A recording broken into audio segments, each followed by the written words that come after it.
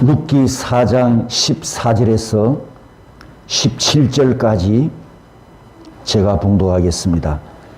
여인들이 나오미에게 이르되 찬송할지로다. 여호와께서 오늘 내게 기업 물을 자가 없게 하지 아니하셨도다. 이 아이의 이름이 이스라엘 중에 유명하게 되기를 원하노라. 이는 내 생명의 회복자이며 내 노년의 복량자라. 곧 너를 사랑하며 7 아들보다 귀한 내 며느리가 낳은 자로다 하니라. 나오미가 아기를 받아 품에 품고 그의 양육자가 되니 그의 이웃 여인들이 그에게 이름을 지어주되 나오미에게 아들이 태어났다 하여 그의 이름을 오벳이라 하였는데 그는 다윗의 아버지인 이새의 아버지였더라. 아멘. 서로 축복하겠습니다. 오늘도 하늘 양식을 풍성하게 드십시오. 아멘. 추석 연휴여서 멀리 흩어졌던 가족들이 오늘 예배 참석을 많이 하셨습니다. 여러분을 사랑합니다. 축복합니다.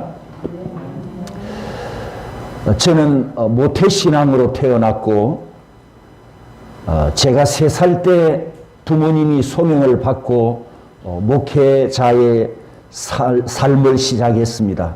제 기억을 더듬어 보니까 초등학교 3학년 때부터 부모님을 따라 새벽 기도를 나간 것 같습니다.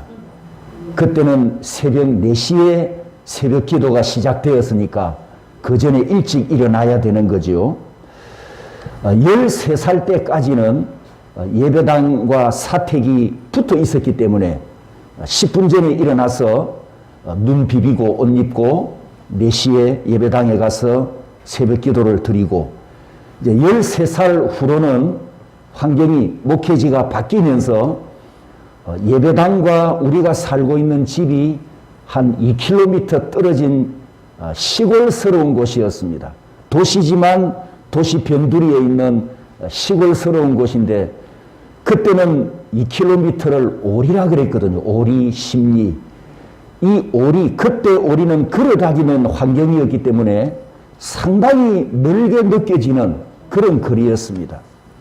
그리고 농로 아시죠? 논두릉 따라 길이 나 있는 그런 곳을 왕래하면서 새벽 기도를 다녔는데 제일 싫었던 때가 추운 겨울입니다. 여러분 새벽 4시에 일어나가지고 허허 벌판을 걷는다고 상상을 해보십시오. 얼마나 추운지요. 그래도 억지로 가야 됩니다. 부모님께 이끌려 가니까. 그런데 새벽 기도에 가면 기다려지는 시간이 딱 2번이 있습니다. 첫 번째 기다려지는 시간은 대표 기도 시간입니다. 왜 기다려질까요? 아예 엎드려 자거든요. 대표 기도할 때 그냥 엎드려서 자는 거죠. 사진에 보시면 옛날에는 예배당이 맨바닥이었지 않습니까? 방석을 앞에 한 3개를 쌓아 놓습니다. 3개를 가지고 딱 접으면 아주 멋진 쿠션이 되거든요. 그렇게 이제 엎질러 자는데 그 대표 기도 하실 때도 장로님이 하시면 더 좋아요. 왜냐하면 창세기부터 시작해가지고 출애굽기 이야기, 이스라엘 이야기, 기도 시간이 억수로 길거든요. 그래서 더 많이 자는 거죠. 그럼 이제 2번째 기다려지는 시간이 있습니다. 설교를 다 마치고 이제 목사님께서 자, 이제부터 각자 자유롭게 기도하시고 집으로 돌아가십시오. 이제 마지막 개인 기도 시간이 있습니다. 그때는 자유 기도 시간이라 뭐 10분 하고 가는 분, 30분 드리고 가는 분 마음대로니까 그때는 이제 그냥 퍼질러 자는 거죠. 2번째 기도 시간. 한참 자다가 이제 눈을 떠서 깨보면 교인들은 다 가고 목사님 강대상 뒤에 이 자리에 목사님 혼자 앉아서 기도하실 때도 있고 어떤 때는 눈을 떠보면 먼동이 터옵니다. 환하게 밝아오는데 나 혼자밖에 없어요. 그러면 혼자 일어나서 그 시골 농로길을 터득 걸어갔던 그런 생각이 떠오릅니다. 제가 왜 이 이야기를 하느냐 하면 그때는 어릴 때니까 초등학교 10대 중반 어릴 때니까 새벽기도 가는 게 왜 그리 싫었는지, 부모님께서 성경책을 읽어라, 하나님의 말씀을 읽어라 그렇게 강요하면 왜 그렇게 싫었는지, 그래도 순종해야 되니까 억지로라도 했어요. 억지로라도 했는데 그 과정이, 나는 억지로라도 했지만 성장할 때 경험했던 그 과정이 내게는 큰 복이었고 은혜였더라는 거예요. 부모님께서 그렇게 억지로라도 저를 교육을 시키고 양육을 시키고 훈련을 시켰기 때문에 오늘 내가 있지 않습니까, 여러분?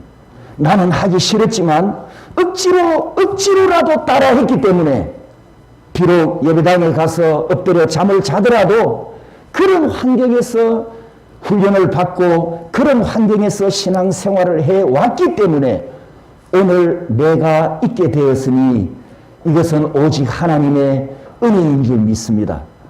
아마 어려서부터 신앙생활 하신 분들은 방법은 달라도 나름대로 여러분의 추억들이 아마 있을 것으로 생각을 합니다. 오늘 본문에 보면 늙은 나오미가 이제 갓 태어난 아기를 품에 안고 어머니가 되었습니다. 과거로 돌아가 보면 룻기 1장 과거로 돌아가 보면 나오미는 이미 아기를 양육해 본 경험이 있는 어머니였거든요. 말론을 낳고 기련을 낳았을 때 그때 나오미는 어떤 어머니였을까요? 고지식하고 이기적인 성격 때문에 항상 자기 방식만 고집하고 강제로 아이를 양육하는 그런 유형이었을까요? 아니면 집안의 채통과 명예를 중시하기 때문에 아이들을 강압적으로 그렇게 가르치는 유형이었을까요? 아니면 눈에 보이는 세상 것을 따라갔기 때문에 아이들에게도 얘야 말로나 커서 돈 많이 벌어라, 기려나 크게 출세해라, 너희들은 남을 짓밟고라도 꼭 성공해야 하느니라, 이렇게 가르치는 어머니였을까요?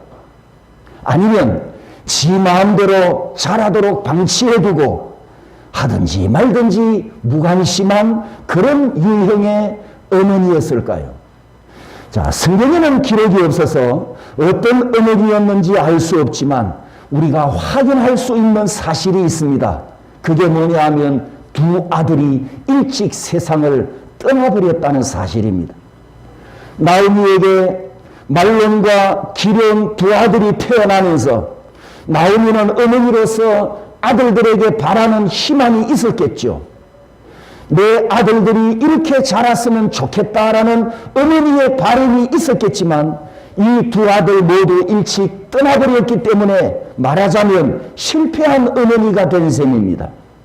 두 아들이 출세하고 성공해서 건류 환영할 때 꽃가마 대신에 요즘은 뭐 가장 비싼 차 람보르기니라는 차를 탄다든지 뭐 페라리 자동차를 탄다든지 이런 비싼 자동차를 아들에게 타고 그렇게 행복을 맛봤어야 되는데 두 아들이 일찍 먼저 세상을 떠나버렸습니다. 그리고 오늘 본문에 이 나오미의 품에 세 번째 아기가 안기면서 어머니 역할을 두 번째 할 수 있는 기회가 왔습니다. 이번에는 나오미가 어떤 어머니가 되려고 했을까요? 내가 예전과 같은 실수를 하지 않으리라, 아마 이런 다짐을 할 수 있겠죠. 내가 이 아이는 강건하게 키워서 영적으로 육적으로 튼튼한 아들로 키워서 반드시 성공하는 아들로 세우리라, 이런 큰 마음을 먹을 수 있겠죠. 이 아이를 훌륭하게 키워서 쓰러져 가는데 가문을 반드시 세우리라. 여러분, 이 아기의 친부가 누구죠? 보아스가 어떻게 되었습니까? 떠났잖아요. 친모가 누굽니까? 룻입니다. 어떻게 됐죠? 떠났어요. 친부도 친모도 다 떠난 피덩이 같던 이 아기를 안고 반드시 내 가문의 기둥으로 세우리라, 이런 다짐을 하지 않겠습니까? 아이가 고엘 때문에 태어났는데 고엘의 뜻처럼 엘리멜렉 가문을 다시 세우고 고엘의 열매를 반드시 내가 보리라. 이런 결연한 의지를 나오미가 가졌을 겁니다. 그 후에 나오미가 어떤 어머니가 되었을까요? 오벳이라고 하는 이 아들의 이름, 그리고 그 뒤에 계속되는 족보를 보면 어떤 어머니였을까를 우리가 충분히 짐작해 볼 수 있습니다. 나오미는 성공한 어머니였고 나오미는 성공한 할머니였습니다. 성도 여러분, 우리 인간들은 연약한 존재입니다. 자녀들도 연약하듯이 부모인 우리 자신들도 하나님 앞에서는 연약한 존재이고 깨어지기 잘하는 질그릇 같은 인간입니다. 그래서 실수합니다. 실수할 때가 있습니다. 실패도 합니다. 후회도 합니다. 한탄할 때도 있습니다. 어른도 실수하고 어린이들 실수하고 젊은이들도 실수하고 우리는 실수할 수밖에 없는 연약한 존재입니다. 그런데도 오늘 내가 있는 것은 무엇 때문일까요? 연약한 존재인데 오늘 내가 이 자리에 서 있는 것은 누구 때문일까요? 신명기에 이런 말씀이 있습니다. 너는 내 하나님 여호와의 성민이라, 거룩한 민족이라. 여호와께서 지상 만민 중에서 너를 택하여 자기 기업의 백성으로 삼으셨느니라. 할렐루야. 너는 내 하나님 여호와의 성민이라. 자, 여기 너라는 단어가 두 번 나오지요. 찾았습니까? 너는 너를. 자, 여기 자기 이름을 넣어서 우리 다 같이 한번 고백을 해봅니다. 시작. 정성어는 내 하나님 여호와의 성민이라. 다시 자기 이름을 시작. 정성어는 내 하나님 여호와의 성민이라. 여호와께서 지상 만민 중에서 정성어를 택하여 자기 기업의 백성으로 삼으셨느니라. 따라서 합니다. 하나님의 은사와 부르심에는 후회하심이 없느니라. 후회하심이 없느니라. 자기 백성을 부르시는 하나님은 실패가 없습니다. 죄인을 택하셔서 자기 자녀로 삼고 영원한 구원으로 인도하시는 하나님은 절대 실수하지 않으십니다. 믿습니까? 믿으시면 아멘, 아멘. 아멘, 아멘. 그렇기 때문에 여러분, 내가 하나님의 구원을 받은 것은 분명한 사실이고 오늘 내가 하나님의 자녀인 것은 분명한 진리입니다. 실수하지 않으시는 하나님 때문에, 실패하지 않으시는 하나님 때문에 오늘 내가 이 예배 자리에 섰습니다. 여러분이 오늘도 이 예배 자리에 예배자로 나온 것은 바로 여러분의 아버지 때문입니다. 여러분을 자신의 성민으로 삼으신 전능하신 하나님 때문입니다. 나오미와 룻을 향하여 하나님은 놀라운 계획을 갖고 계셨습니다. 나오미는 보아스의 아내가 될 수 있는 자기 자리를 보잘것없는 이방인 며느리에게 양보했었고, 룻은 남편과 사별했기 때문에 이제 자유로운 여인이 되었어요. 아직 젊습니다. 그래도 고향 모압에는 왕족 가문이기 때문에 왕족 집안의 딸이라는 이런 지위와 신분을 갖고 있습니다. 따라서 이 룻은 젊고 미래가 보이는 신랑감을 택할 수 있는 기회가 얼마든지 있었단 말이죠.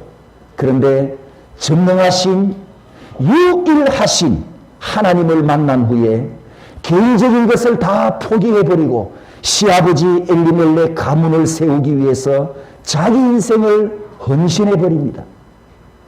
성도 여러분, 앞에서도 말씀드렸지만 우리 인간은 자주 실수합니다. 실수를 해놓고 또 실수를 합니다. 하지만 하나님께서는 절대 실수하지 않으십니다.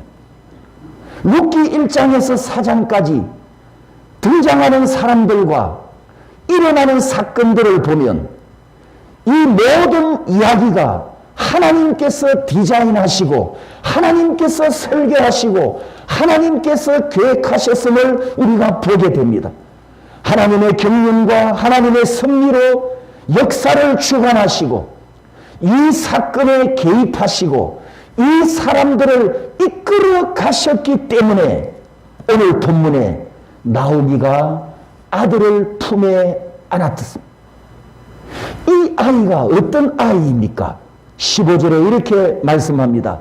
내 생명의 회복자, 내 노년의 복량자라. 여러분, 베들레헴 여인들이 지금 복을 비는 이야기입니다.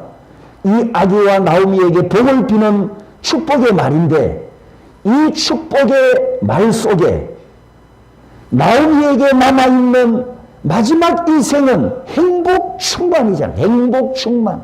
내 생명의 회복자이며 내 노년의 복량자라. 나오미의 마지막 인생은 행복 충만이었습니다. 그런데 우리 한글로 번역된 이 성경에 숨어있는 단어가 하나 있습니다. 숨어있는 단어. 그게 뭐냐 하면 따라서 봅니다. 귀한 며느리라고 했는데 이 귀하다는 토브입니다. 우리말로는 그냥 귀하다라고 번역을 했습니다. 토브였어요. 토브. 다시 말씀드리면 룻은 이 엘리멜렉 가문을 위해서 하나님께서 예비해 놓으신 토브 며느리였다는 뜻이에요. 하나님께서 준비해 놓으신 토브 며느리를 이 가문에 보내셨다는 겁니다. 토브 며느리가 아들을 낳았으니 이 아들은 토브의 결과, 토브의 열매잖아요. 그리고 하나님의 구원의 피가 흐르는 동사, 고엘의 결실이지 않습니까? 그는 토브의 아들이었기 때문에 하나님을 예배하는, 따라서입니다. 오벳. 하나님을 예배한다는 이름을 가진 오벳으로 이 세상에 태어납니다. 그리고 룻기 4장 17절에 보면 이 아기가 얼마나 존귀한가를 이중적으로 밝히고 있는데, 첫째는 오벳이라는 이름, 오벳의 뜻이 뭐라고요? 하나님을 예배하는 자. 두 번째는 다윗의 할아버지라고 소개합니다. 이 아기가 얼마나 존귀한 아기냐? 그는 하나님을 예배하는 오벳이고 그는 다윗의 할아버지다. 이중적으로 이 아이의 존귀함을 지금 이야기하고 있습니다. 그 위대한 다윗, 그 위대한 성군 다윗. 여러분, 21세기 현재 이스라엘 사람들, 이스라엘 국민들도 자기 조상들 중에 1순위로 존경하는 사람이 다윗입니다. 1순위로 존경하는 사람, 다윗. 그런 다윗의 할아버지가 누구라고요? 오벳이라고 해요. 오벳. 나오미가 지금 아기를 안고 있는 이 아기. 여러분, 여러 세대가 한 집에 살아가고 있었던 고대 시대를 유의해 보십시오. 오벳과 이새와 다윗은 불과 3대밖에 안 돼요. 한 집에 살았을까요? 떨어져 살았을까요? 오벳이 죽고 다윗이 태어났을까요? 고대 사회는 한 집안 안에 부족 사회, 족장 사회라 여러 세대가 최소 세대, 많게는 5대, 6대까지 한 집에 살았어요.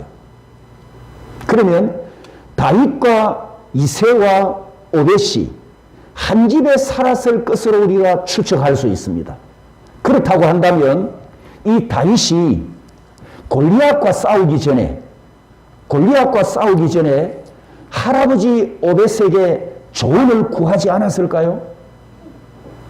다윗이 억울하게 사울에게 쫓겨다닐 때가 많았습니다. 사울이 다윗을 죽이려고 계속 추격하고 있을 때 이 다윗은 잘못한 게 아무것도 없었어요. 사울에게 죽임을 당할 만한 이유가 없어요. 오히려 도와줬지. 그러면 그 마음의 아픔과 상처가 얼마나 많겠습니까? 아니면 좀 나쁜 마음을 먹는다면 이 다윗이 복수심에 불타면서 자기 칼을 들고 사울을 복수할 수도 있죠. 동굴에 갇혔을 때 사울의 옷자락을 자른 적도 있지 않습니까? 죽일 수 있는 기회도 있었거든요. 그런데 다윗은 사울에게 어떤 폭력도 저기도 들이내지 않습니다. 하나님을 예배하는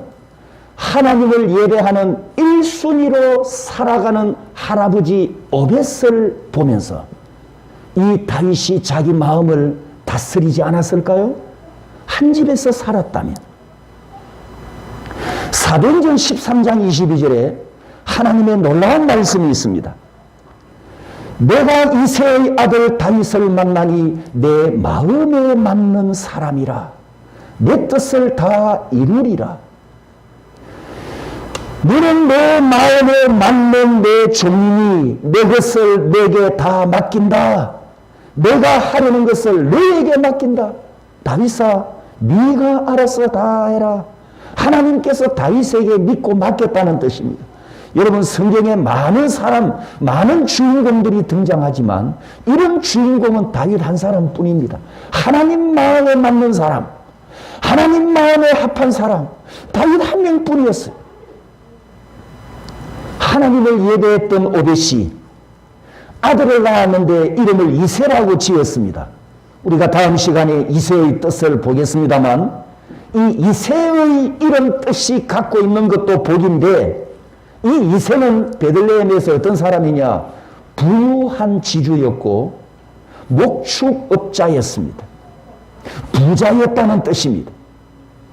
사랑하는 성도 여러분, 자녀들 이름을 잘 지어야 합니다. 다시 한번 말씀드립니다만 성경시대 성도들의 이름의 의미는 이름의 신앙관이 있고 이름의 인격이 있고 이름의 삶이 있고 이름의 운명이 있었습니다. 이름을 보면 그 존재의 모든 것을 볼 수 있고 그 삶의 모든 것을 볼 수 있습니다. 왜냐하면 이름과 삶이 따로 국밥이 아니고 이름대로 살았고 이름처럼 살았기 때문입니다. 그래서 성경시대는 자녀를 낳고 이름을 낳는 게 참 중요했습니다. 이 점을 염두에 두시고 우리가 잘 아는 에서와 야곱을 한번 보겠습니다. 에서의 뜻은 털보, 그친 자 이런 뜻인데 좋은 이름이 아닌 것 같죠. 야곱은 속이는 자, 찬탈자 이런 뜻입니다. 역시 좋은 이름이 아닙니다. 그런데 한 집안에 두 아들이 태어났는데 아버지 이삭은 에서를 감싸고 어머니 리브가는 야곱을 편애합니다. 이 어머니 리브가가 야곱을 편애하다가 이런 사건이 있습니다. 27장에 가보면 남편이 에서를 불러놓고 하는 이야기를 다 듣고 이 어머니가 야곱을 조정을 하지요. 아들아, 네 아버지가 눈이 어두워서 잘 못 보니까 네가 아버지가 좋아하는 별미를 만들어라. 그리고 별미를 가지고 들어가서 에서가 왔다고 해라. 그렇게 눈먼 아버지를 속여서 장자권을 네가 받도록 하자. 이렇게 아들을 조정해서 장자권을 쟁취하려고 모의를 꾸밉니다. 여러분, 이런 모성애는 잘못된 모성애라는 것을 우리가 잘 알지요. 자녀 교육을 이렇게 하면 안 된다는 것을 우리가 잘 압니다. 자, 에서와 야곱 두 아들이 태어났는데 이 리브가가 두 아기를 태중에 품고 있을 때부터 하나님께서 계시의 말씀을 주셨어요. 작은 자가 큰 자가 될 것이다. 그러면 하나님의 약속이 있었으면 기다리면 되잖아요.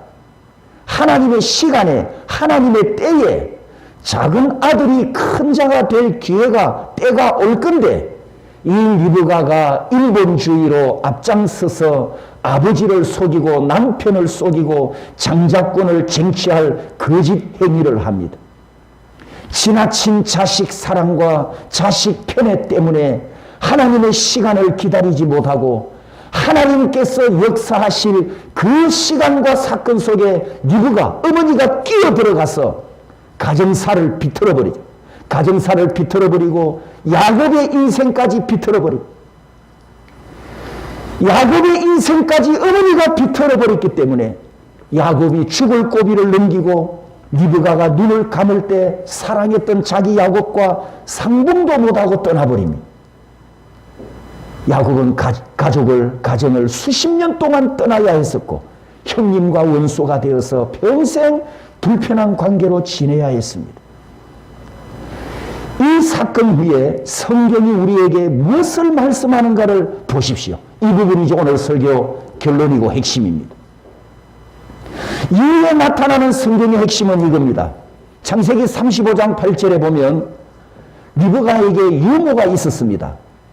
드보라라는 이름을 가진 유모인데 이 유모가 장례식을 합니다. 이제 나이가 많으니까 세상을 떠났는데 유모 드보라를 위해서 장례식을 했다는 기록이 창세기 35장에 있습니다. 그런데 창세기를 다 읽어봐도 리브가가 몇 살에 죽었는지 장례식을 언제 했는지 그 기록이 창세기에 없습니다.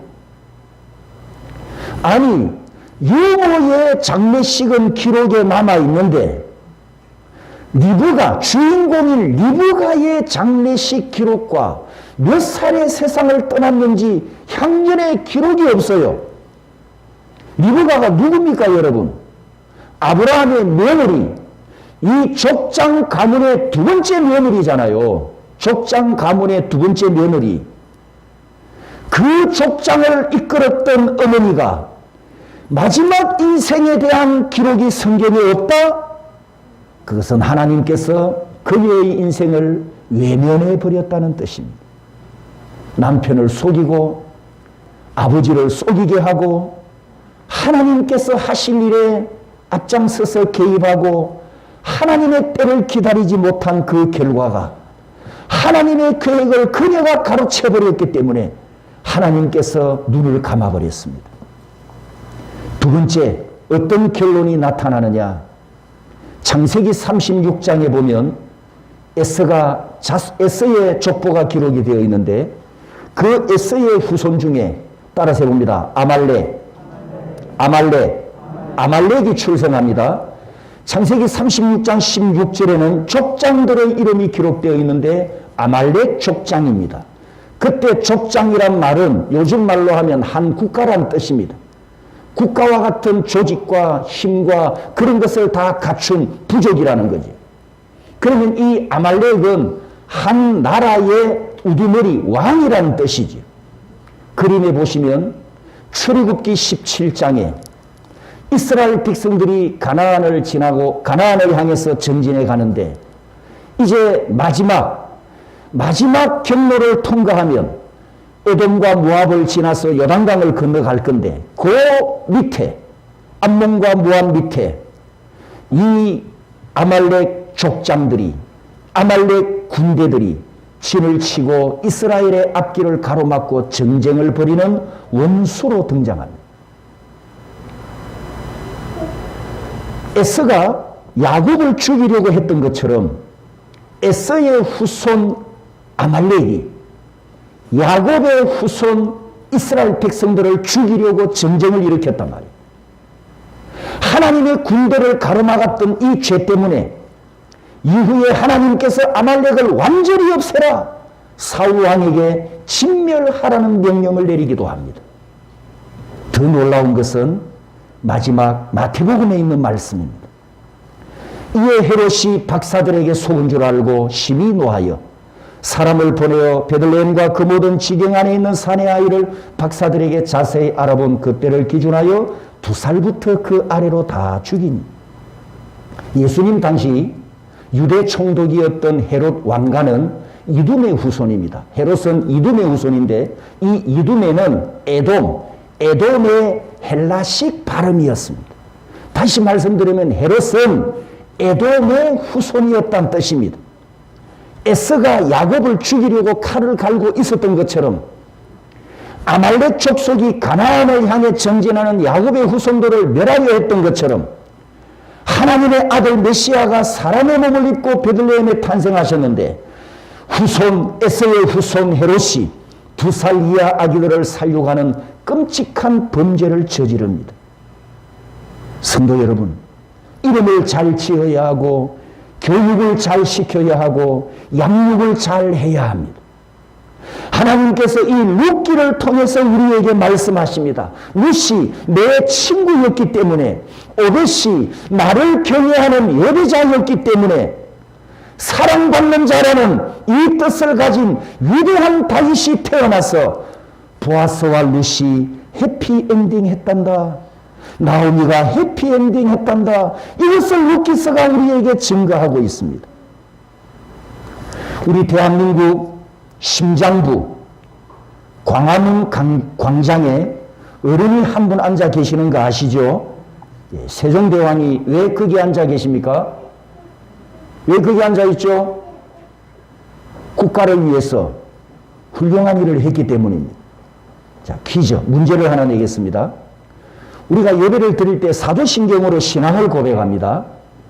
사도신경으로 신앙을 고백할 때 이 신앙 사도신경 문장 속에 유일하게 한 사람의 이름도 고백합니다. 누구일까요? 누구죠? 본디오 빌라도. 아니, 사도신경은 우리가 하나님께 신앙을 고백하는 고백 문서이지 않습니까?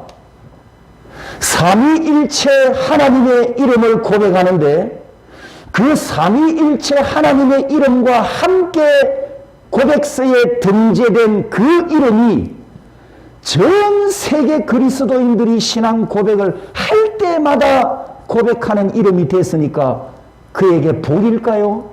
영광일까요? 본디오 빌라도 가문의 영광일까요?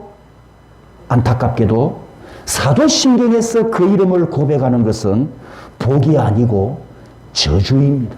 저주. 이탈리아라는 나라 아시죠?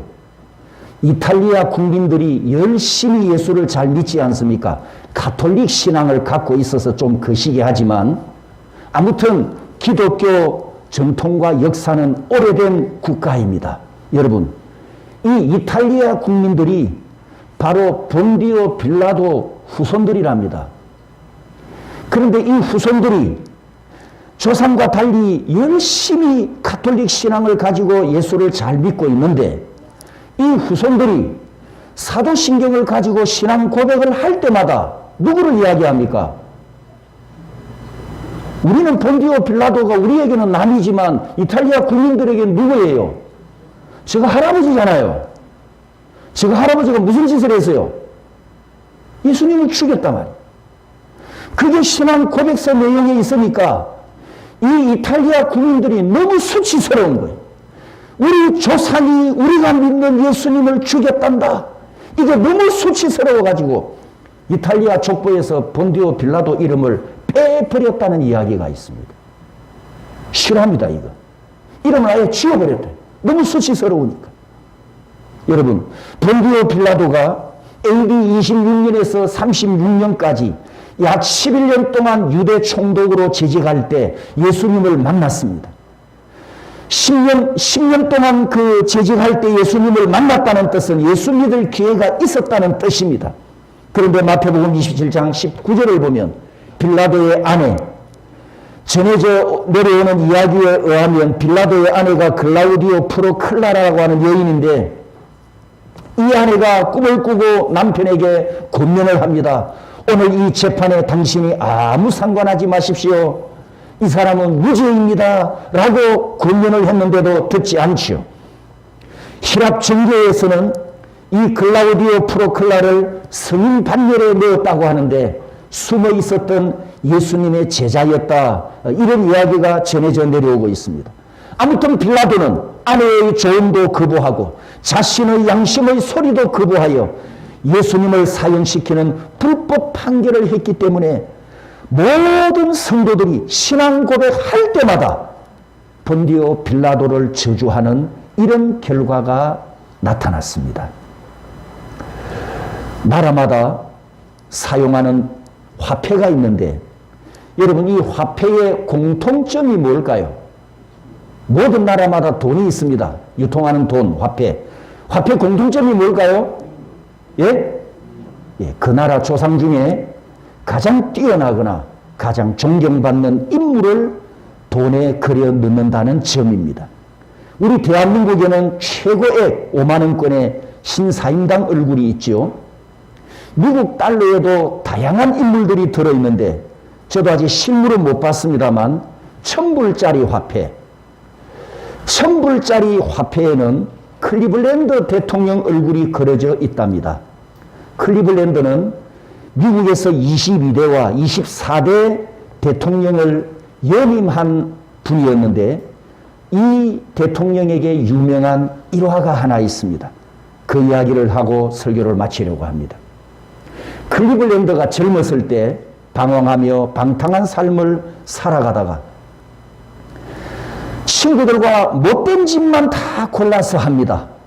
한 번은 주일 아침에 친구들과 어울려서 계획된 나쁜 짓을 하기 위해서 약속 장소로 가다가 동네에 있는 예배당 앞을 지나가게 되었는데 그 예배당 앞에 있는 간판에 큰 글귀가 눈에 들어왔습니다. 죄의 값은 사망이다. 이 글은 그날 그 주일날 목사님이 설교하실 제목이었습니다. 클리블랜드가 친구를 세우며 외쳤습니다. 야, 저거 봐봐. 이게 무슨 소리지? 죄의 값은 사망이라니. 옆에 있던 친구가 재촉합니다. 뭐하냐? 빨리 가자. 하지만 죄의 값은 사망이라는 이 글귀가 클리블랜드의 심장을 이미 쳐서 울리게 해버렸기 때문에 발을 뗄 수가 없었습니다.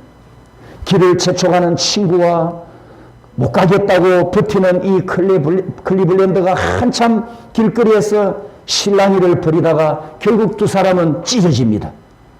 친구는 갈 곳으로 갔고 클리블랜드는 예배당 안으로 뭔가에 홀려서 빨려 들어가는 것처럼 들어갑니다. 예배석에 앉아 설교를 듣습니다. 설교를 듣다가 회심이 일어납니다.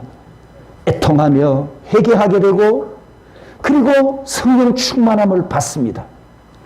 그 인생이 180도 바뀌었을 것이다. 짐작할 수 있겠죠? 자, 그리고 30년의 세월이 흘렀습니다. 30년의 세월이 흐른 후에 미국 일간 신문에 큰 글씨의 뉴스가 보도되었습니다. 미국은 클리블랜드를 대통령으로 선출했다. 이 신문을 은한 감옥에 갇혀있는 죄수가 읽어보다가 눈물을 뚝뚝 흘립니다. 그는 30년 전 예배당 앞에서 두 사람이 찢어지기 전에 실랑이를 벌였던 클리블랜드 절친이었습니다. 그날 두 사람이 발걸음을 각각 다르게 한 그날의 모든 것이 그들의 운명을 가르는 출발이 되고 말았습니다. 한순간의 선택이 한 사람은 이렇게 한 사람은 저렇게 갈라놓았다는 거죠. 사랑하는 성도 여러분, 다시 말씀드립니다. 우리는 연약한 인간입니다. 실수를 잘합니다. 실패를 잘합니다. 하지만 나를 선택하시고 여러분을 부르신 하나님은 절대 실수하지 않으심을 믿으시기 바랍니다. 나를 구원하신 하나님 아버지는 절대 실패하지 않으십니다. 그렇기 때문에 내가 받은 구원은 영원히 유효하고 영원히 완성될 것을 믿습니다. 여러분의 하나님은 후회하지 않으십니다. 우리 아버지 하나님은 실수하지 않으십니다. 하나님은 실패하지 아니하십니다. 그분에게 모든 영광을 올려드립니다. 할렐루야.